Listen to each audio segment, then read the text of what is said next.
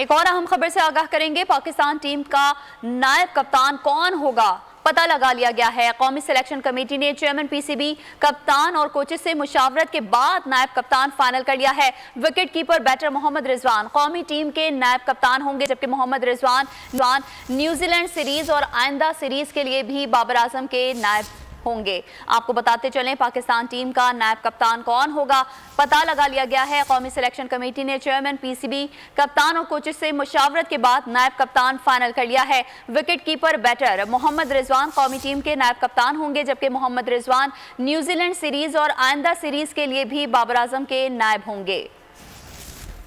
Pakistan team का नायब कप्तान कौन होगा पता लगा लिया गया है। कौमी सिलेक्शन कमेटी ने चेयरमैन पीसीबी, कप्तान और कोचेस से मुशावरत के बाद नायब कप्तान फाइनल कर लिया है, जबकि wicket keeper batter Mohammad Rizwan कौमी टीम के नायब कप्तान होंगे। मोहम्मद रिजवान न्यूजीलैंड सीरीज और आइंदा सीरीज के लिए भी बाबर आजम के नायब कप्तान होंगे। तो आपको बताते चलें रिजवान मौजूदा और आइंदा सीरीज में बाबर के नायब होंगे।